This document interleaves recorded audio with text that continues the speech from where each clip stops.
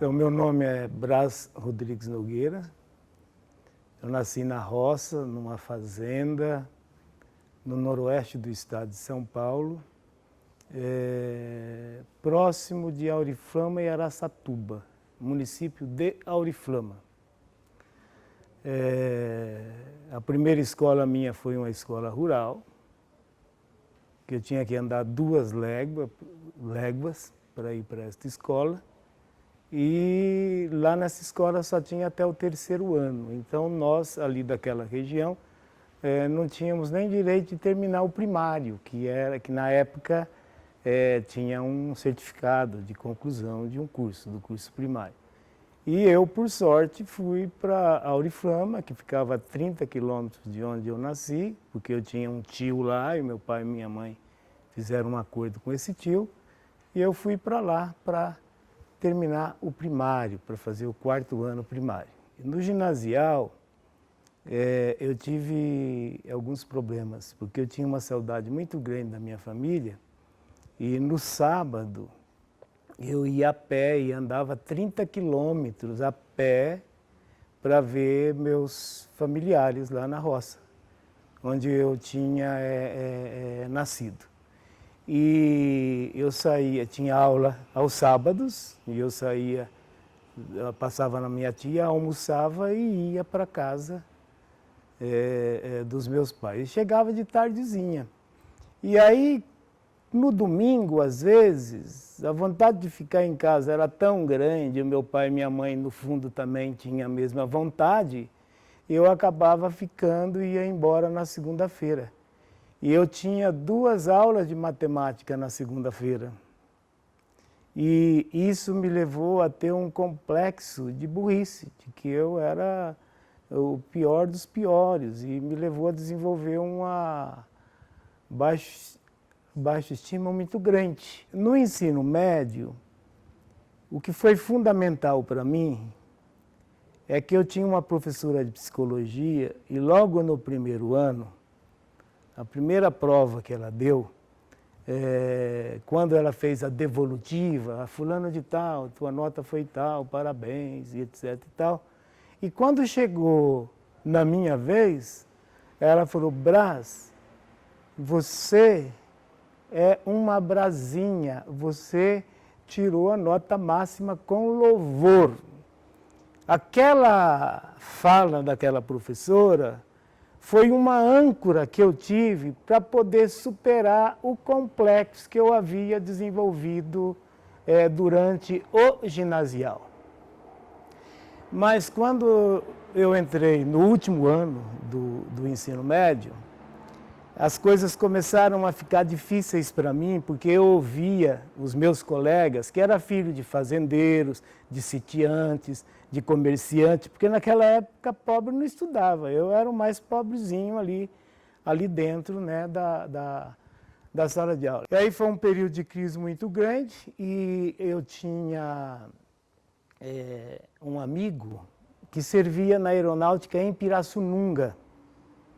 E eu e mais 2 colegas colocamos na cabeça que a gente ia para Pirassununga, para a aeronáutica. E fazer o serviço militar, e o meu sonho era ser oficial aviador. E numa tarde, esse sonho de ser oficial aviador, ele se desfez. Eu falei, Padre Pedro, eu não vou ficar mais aqui, mas você vai fazer o quê? Eu falei, não sei, mas para mim não dá. Quer dizer, eu não vou conseguir ser militar, não. E aí o Padre Pedro falou assim, ô Brás, por que você não vai para o seminário? E eu acabei vindo para o seminário, vim aqui para São Paulo, né, para fazer filosofia. E foi outro período difícil da minha vida, porque os professores falavam, né, usavam termos, de cada 10 palavras que os caras falavam, 4 eu nunca tinha visto na minha vida. Então parecia que era outra língua. E quando eu disse para eles que cada 10 palavras que o professor falava, 4 eu não conhecia, e que o que mais me deixava perdido era que os alunos discutiam, conversavam, eu nem sabia o que eles estavam falando. Aí ele falou, ô Braz, você não vai embora, você vai ficar, vai arregaçar as mangas, você vai ver daqui uns dias que a maior parte dessas coisas que os seus amigos falam, eles deveriam fechar a boca e nem falar. Durante o período do curso de filosofia, eu fiz 1 ano de teologia, que era chamado um curso integrado. E depois eu fiz o 2º ano, quando terminei a filosofia, esse 1º ano, fiz o 2º ano, e quando entrei no 3º ano de teologia, que era o último, eu descobri que aquele também não era meu lugar. E aí eu continuei algumas matérias do último ano de teologia como ouvinte, e o desafio agora é que eu fui para uma república e precisava chegar no final do mês e pagar. Então eu preciso trabalhar. O sonho agora era entrar na rede municipal de ensino. E eu fiquei 14 dias indo para uma fila para pegar aulas, que tinha uma atribuição, né? E era uma pessoa que tinha sobrenome Sá, um homem. E quando chegou a minha vez, eu falei para ele, olha, eu não tenho nada, não tenho onde morar, então qualquer lugar na cidade de São Paulo eu posso ir, então pelo amor de Deus me dê 24 aulas, que eu vou e vou morar lá pertinho da escola. Aí ele falou, para você 12 tá bom. E aí me deu 12 aulas no Leão Machado, né, lá na Vila Liviero. E peguei as 12 aulas, e quer dizer, eu sou funcionário da prefeitura a partir de 21 de fevereiro de 1978. Logo, nessa relação professor-aluno, eu senti que estava na minha casa e que era isso que eu queria fazer. E aí, por influência da minha mulher, eu acabei indo fazer pedagogia. Porque naquela época fazia pedagogia quem queria ser diretor, ou coordenador pedagógico, ou orientador educacional, ou supervisor. Aí fui fazer a pedagogia por influência dela. Logo que eu terminei a pedagogia, teve, né, um concurso para diretor, e eu fiz, né, esse concurso para diretor, passei muito bem. E a minha mulher, Arlete, me ajudou a fazer uma relação de escolas, possíveis escolas para ser escolhida.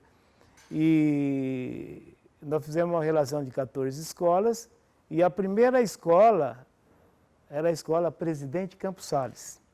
E eu escolhi, né, ser diretor da escola Campos Sales por 2 motivos. Primeiro, eu morava ali perto, né, e 12 minutos a pé até a escola e 12 minutos para voltar. Isso é um privilégio na cidade de São Paulo, para quem tinha vivido dentro de ônibus a vida inteira.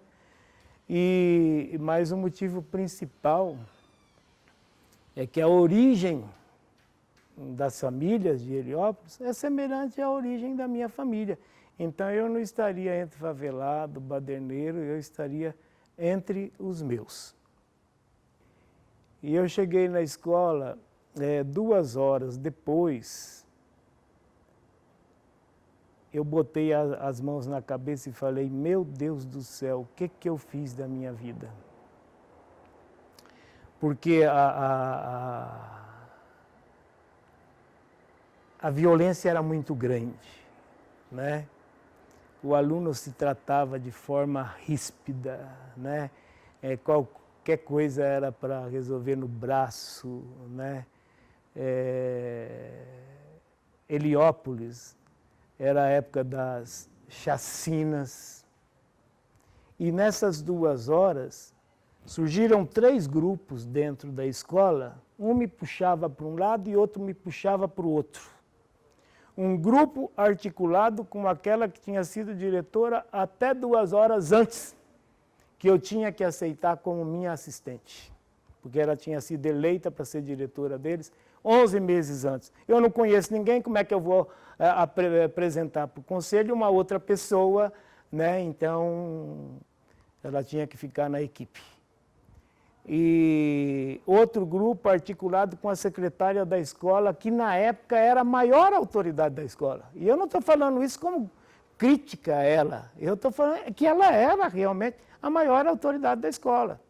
Como ela mexia com vida funcional, etc. e tal, ela tinha todo mundo na mão dela. E um outro grupo articulado com uma professora. Então, com esses 3 grupos aí, eu fiquei numa situação muito difícil, principalmente porque nas demandas desse grupo, o grande ausente era o aluno não existia, não se falava em aluno. E eu cheguei lá nessa escola com algumas ideias que me deu força para enfrentar a situação. A primeira ideia é que tudo passa pela educação, não é pela escola. A escola é apenas um dos locais que tem que se preocupar com a educação, mas a educação é tarefa de toda a sociedade. Uma outra ideia é que, para mim, a escola ela tinha que ser um centro de referência, de liderança na comunidade onde ela está inserida, que era articular todos os segmentos da comunidade escolar e procurar lideranças que nem tinha filho dentro da escola, mas que eram pessoas importantes dentro da comunidade de Heliópolis. Para quê? Para que eles assumissem essas ideias junto comigo. As 2 ideias, tudo passa pela educação, escola como centro de liderança e a crença de que a criança é capaz, é competente, é capaz de tomar decisão, é capaz de se organizar individual e coletivamente para aprender e viver e é portador de conhecimento. E o adulto tem que aprender a valorizar isso. E ajudar as crianças a construir o seu próprio caminho de aprendizagem. E quando a gente fala do seu próprio caminho de aprendizagem, a gente está falando de uma educação em que a criança aprende com tudo, com todos, em todos os lugares e para sempre. Começa todo o trabalho na escola Campos Sales, a violência era o maior problema, e em 1999, uma aluna nossa, Leonarda, saiu da escola às 23 horas, quando foi 23h45, lá dentro de Heliópolis, ela recebeu 5 tiros na cabeça. E eu fui ao velório da Leonarda, junto com o professor da escola Campos Sales. E na hora que nós saímos ali do velório, eu falei: Orlando, nós somos omissos. Aí eu perguntei: você ajuda a organizar uma caminhada pela paz, pelas ruas e vielas de Heliópolis? Ele nem pensou, ele falou: eu ajudo. Aí eu falei: só que, Orlando, tem que ter estratégia. Ele era uma liderança entre os professores. Eu já convidei ele para ir comigo por causa disso. E no mesmo dia do velório da Leonardo, ele me deu uma carona, chegou na Rua da Mina e eu falei: para aqui. Parou, eu desci, fui até a sede da UNAS, que é a principal associação de moradores, e essas lideranças a gente já estava junto há algum tempo, e a gente discutia muito sobre o que fazer, né, para mostrar que nós não aceitávamos a violência, a banalização da vida.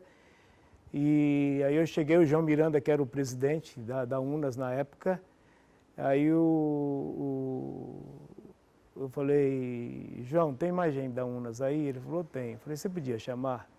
Porque é uma proposta que eu tenho aqui, pode ter consequência, então o povo tem que participar desde o início. Aí ele chamou, aí eu falei: infelizmente a Leonarda foi assassinada, não tem mais volta, mas nós podemos nos transformar em leões e leoas e fazer uma caminhada pela paz, pelas ruas e vielas de Heliópolis. Vocês ajudam a organizar essa caminhada? Aí o João Miranda falou uma das coisas que eu não vou esquecer nunca mais na minha vida. o João falou assim, ô Braz, meu irmão, meu amigo, você não precisa mais fazer uma pergunta dessa para nós, porque se Campos Sales está, nós já estamos, porque para nós não existe a escola lá e nós aqui, nós somos a mesma coisa. Aí trabalhamos uns 2 meses e meio, difícil, e conseguimos organizar a primeira caminhada pela paz de Heliópolis, e esse é um grande evento de massa, mas o importante não é o dia da caminhada, o importante é toda uma mobilização cotidiana que há dentro dos equipamentos.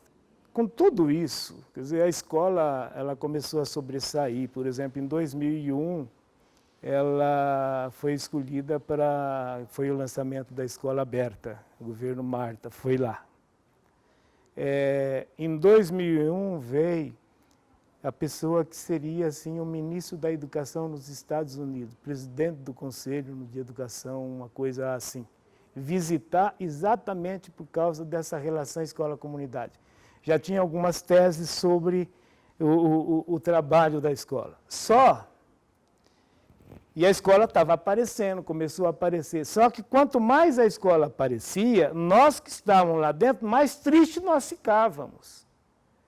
Porque o que interessava continuava tal e qual, que era a relação professor e aluno, práticas pedagógicas inadequadas. Eu tive uma sorte muito grande em 2004, que entraram 3 professoras na sala da direção, e uma delas, chamada Mara, falou assim, Braz, no quesito integração escola-comunidade, nós somos modelos, mas as coisas não rolam lá dentro da sala de aula. Eu falei, escuta, vocês não vieram aqui como a maior parte dos brasileiros, não, né? Que só está orientada a detectar problemas e na hora de resolver, que tem que resolver é o outro. Não, nós temos uma proposta. Lá em Portugal tem uma escola, a Escola da Ponte. O diretor ficou lá 30 anos. A escola não tem parede, não tem ciclo, não tem seriação. E aí eu perguntei para eles, e como que os alunos trabalham? Ah, por projeto. Quantos alunos tem a escola? 187. Falei, nós temos 1.800. Quantos períodos tem a escola? Ah, eles entram de manhãzinha e saem à tardezinha. Falei, nós temos 4 períodos. E aí não concluímos nada, e essas professoras saíram. E a partir daquele dia, e muitas vezes, eu chegava e abria a minha porta, e embaixo estava cheio de bilhetinho daquela professora, da Mara. Um dia, o Gilberto Manstein me liga e fala assim, Braz, eu queria uma reunião com as lideranças aí de Heliópolis. Você poderia articular isso? A gente faz um almoço aqui na Cidade Escola Aprendiz e aí a gente faz uns combinados lá, tá? Aí eu organizei isso e nós fomos para lá. E aí fizemos várias coisas, decidimos várias coisas. No final, o Gilberto falou assim, Braz, você não quer fazer uma pós-graduação em educação comunitária? É um curso novo que a gente está criando, a Cidade Escola Aprendiz e a Universidade aí em Morumbi. Se você quiser, eu vou conseguir uma bolsa, eu consigo uma bolsa para você. É bolsa, né? Eu falei, vou fazer. E aí fui fazer. E o meu trabalho de conclusão de curso foi a implementação de uma metodologia de ensino com base nos princípios da Escola da Ponte. Nos 2 primeiros anos depois do projeto aprovado, eu senti que nós não caminhamos 1 milímetro, apesar de que tinha muitas coisas pontuais muito legais. E aí eu resolvi chamar na minha sala, num universo de quase 60 professores, eu chamei 15, sabe? Aqueles professores que arregaçam as mangas, que gostam de gente, que gostam de criança, que está agradecido porque tem aquela escola lá e tem aqueles alunos lá, e é de lá que sai o salário dele e tal. E 15, e fiz uma avaliação com eles, bateu que realmente nós não tínhamos caminhado 1 milímetro na mudança das práticas. E aí eu falei, então, eu chamei vocês aqui para fazer uma perguntinha só. Se eu tirar as paredes, porque o muro já tinha tirado, né, que cercava a escola. Se eu tirar as paredes e transformar as 12 salas de aula em 4 grandes salões, 6 bancam diante dos professores, aí ficaram meio assim e tal, colocaram uma série de objeções, e a conversa rolou, chegou no final da reunião, falaram, tá bom, pode tirar as paredes que a gente banca diante dos professores. Então, vocês bancam diante dos professores e nós, equipe gestora e vocês, e os professores todos, vão bancar isso diante dos alunos e dos pais.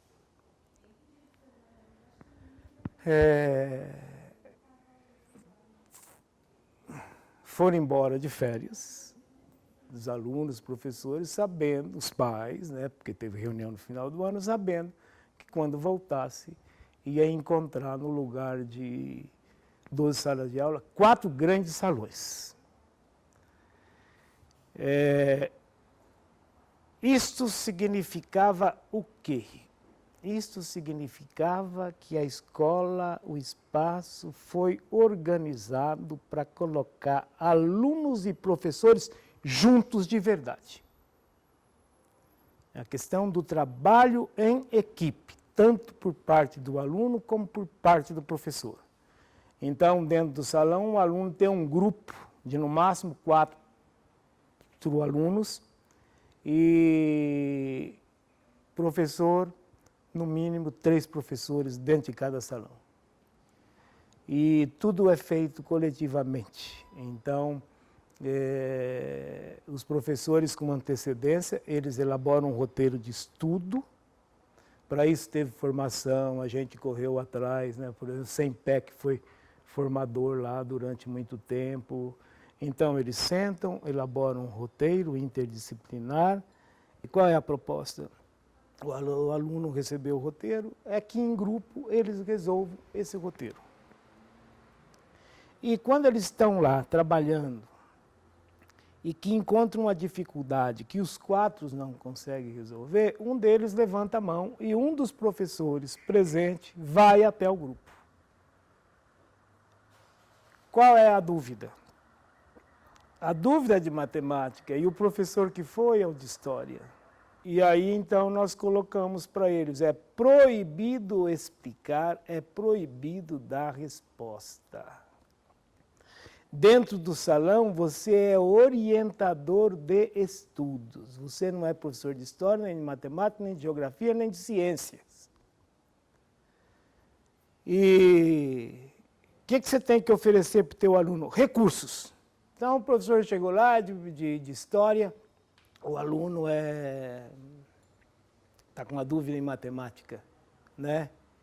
O professor tem que saber que no livro tal, na página tal, tem um exercício modelo. Fala, pega lá na página tal, tem um exercício lá, vocês 4 lê, discutem entre vocês. Se vocês resolverem, continua a trabalhar autonomamente. Se não, levanta a mão de novo. Aí vamos supor que o aluno levantou a mão de novo. O professor vai, mas não é para dar resposta.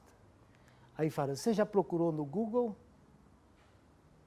Não, então anote, desça lá na sala de informática, eu pego um laptop, porque tem 300 laptops lá esparramados.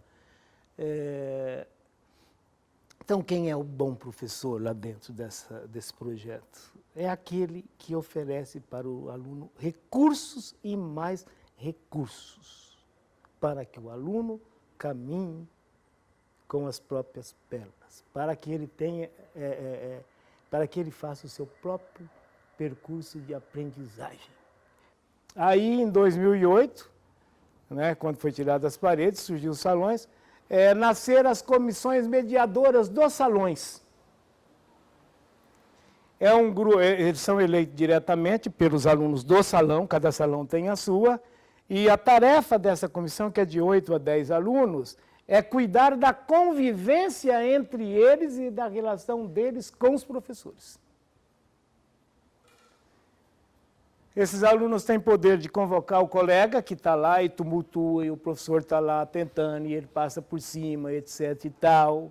ele tem poder, essa comissão, de convocar os pais, os responsáveis, e tem também poder de convocar o professor que é equivocado e que está agindo contra os projetos, ele chama e faz uma conversa. Escola democrática em que o aluno passa a ser uma peça fundamental na construção de uma convivência respeitosa, pensando neles e nos professores.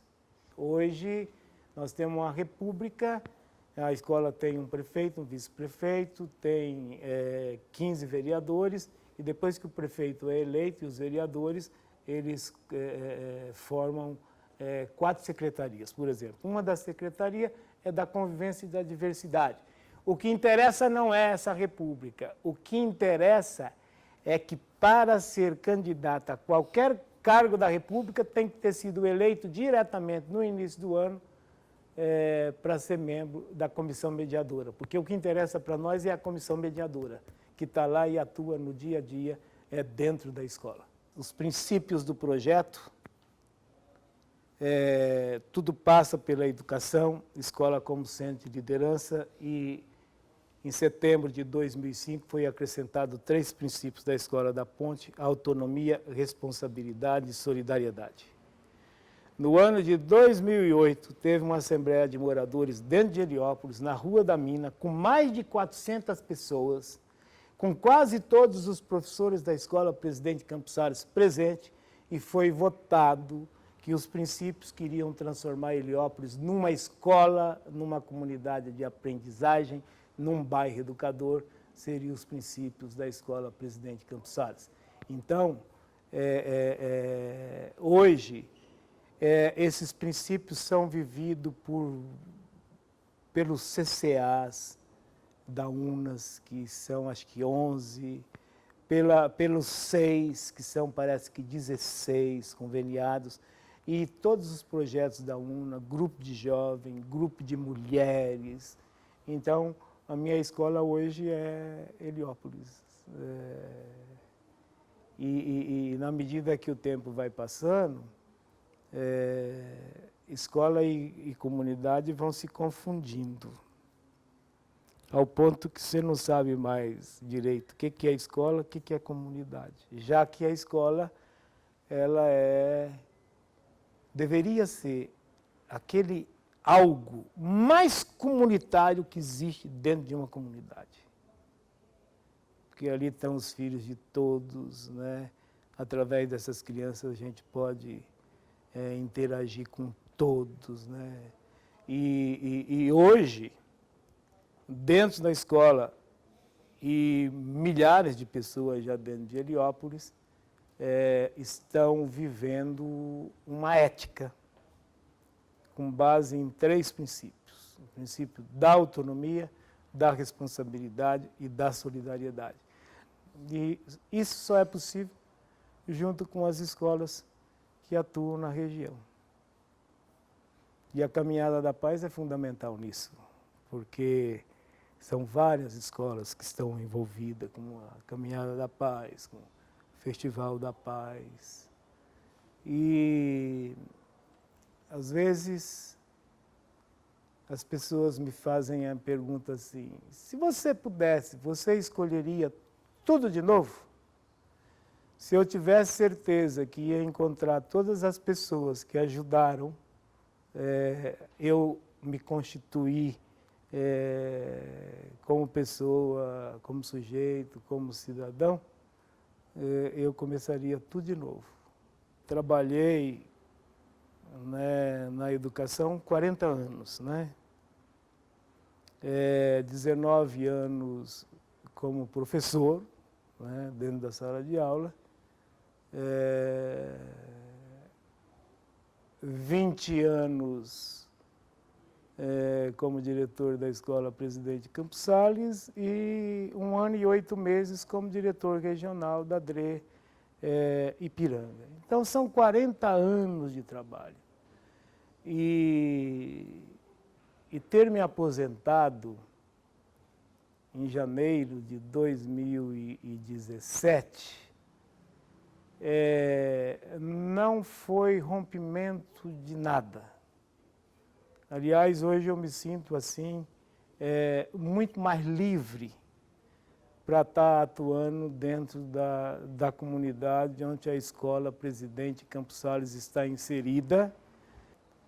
E uma das coisas que mais ajudou a Escola Campos Sales ir para além das paredes, literalmente e materialmente, foi a administração do CASAB e do secretário Alexandre Schneider. Investir e construir um centro de convivência em volta da Escola Presidente Campos Sales, que depois se transformou no CEL Heliópolis, professora Arlete Persoli.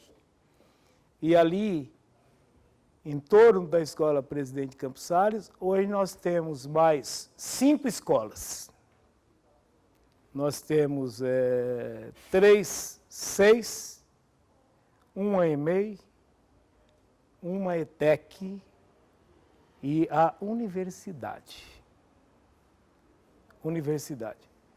Então, esse era um grande sonho, né, nosso. E a administração aí do Alexandre, ele foi um grande parceiro, né, nessa construção. E aprendi durante todo esse tempo que o educador ele está para além dos partidos.